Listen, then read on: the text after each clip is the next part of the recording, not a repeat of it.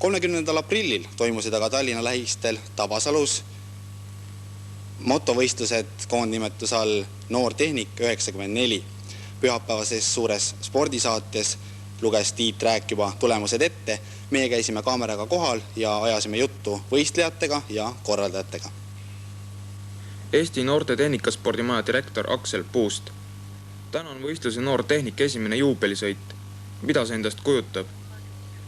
10 aastat tagasi, kui me selle võistlust organiseerima hakkasime, mõtlesime, et see oleks kõige väiksematele. Ja nii ta kujunenud on ja tänane võistlus on 10. ja siia võistlusel oleme alati kutsunud neid poisse, kes siis esimest korda oma nii-öelda tehnikasportlase teed alustavad. Nende jaoks on see, kõige nooremate jaoks on see esimene võistlus. Pärast edukat esinemist käesolevatel võistlustel said väikesed poisid litsentsi, millega saab osaleda edaspidi toimuvatel võistlustel. Ma tahaks öelda, et peaauhind on 3. aastat järjest endiselt Alma Vüüjärveselt, tähendab Eesti Tehnikaspordi Liidult. Ja auhind on üks ehtne uus kartauto. Peaauhinnaks olnud kardi said endale Tartu spordiklubi Primex võistlejad. Tabasalus võistlesid poisid 4 erinevas mopeedide klassis ja 3 erinevas kartautode klassis. Kardipoistele lisandus üks julge tütarlaps, Lemme Raukas, Tartu spordiklubist Primex. Kartautode klassis Juku, mis on mõeldud 6–9 aasta vanustele lastele, osales nende võistluste noorim osavõtja. Võtaks kiivri ära sul. Kiiver on suurem kui mees ise. Kas sa näed välja ka midagi seal? Näen.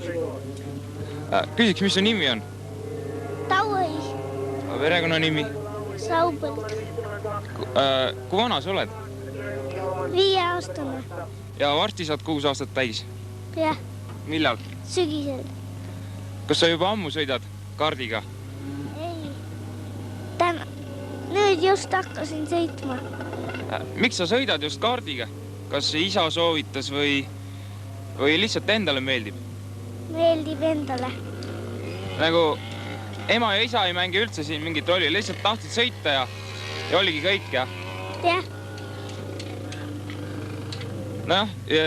Jõudu jaksu sulle edaspidi ja sul tulevatel võistlustel ikka paremini läheks. Ma loodan, et läheb küll. Oma esimestel võistlustel oli Tauri 6, mis pole alustuseks üldsegi mitte paha tulemus. Juku klassi võidu võttis Sander Kiloman Primexist. 10–13 aastaste klassis kadett junior oli teistest seekord parem Rain Kala Tartust. Ja kõige vanemate 14–18 aastaste klassis kadett seenior võidutses Timo Jaanus samuti Tartu klubist Primex.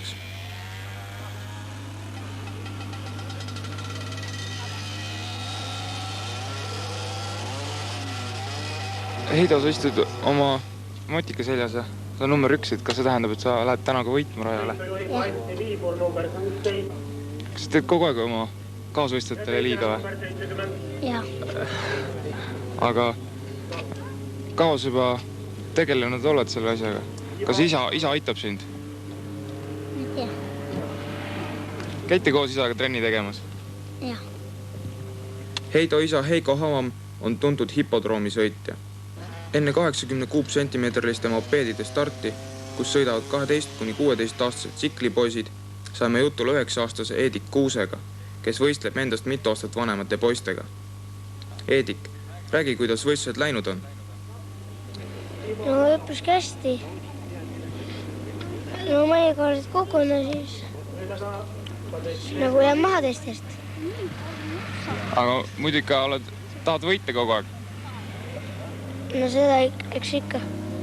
Oled sa juba kaua tegelenud mopeedisõiduga? Mopeedi hakkasin eelmine aasta sõitma, aga krossi hakkasin juba 4 aastat tagasi. Ja sa sõidad ka praegu nende krossi poistega ETV karika peale, jah? Kuidas sul seal läheb? Hästi. Mis see tähendab hästi? Võidad sa seal või oled esikolmikus? No kuidas kunagi, mõnikord on esikolmikus. On sul ka palju konkurente siin sõitmas? 3 konkurenti on. Kindel plaan on täna ära võita? Jah. Nagu lubatud, nii ka läks. Eedik napsas võidu ning käib kindlalt oma isa jälgedes. Eediku isa Tiit Kuusk on üks mitmekülgsemaid motomehi Eestis. Ta on sõitnud nii hipodroomi, krossi, ringrada kui ka mitmepäevasõite. Mopeedidele oli käesolev võistlus ka esimeseks Eesti meistrivõistluste etapiks ja vanuseklasside võitjad olid 50 kuupsentimeetriliste vabaklassis Marko Rohtla, 50 kuupsentimeetriliste standardklassis Heido Havam, 80 kuupsentimeetriliste vabaklassis Eedik Kuusk ja 125 kuupsentimeetriliste klassis Maksim Vaino. Võib öelda, et üritus Noor Tehnik läks igati korda ja ei piirdunud ainult võistlustega, vaid toimusid erinevad demonstratsioonesinemised. Oma oskusi näitasid lastele automudelistid, kelle juhitavad mudelid tegid igasuguseid trikke ja vigureid.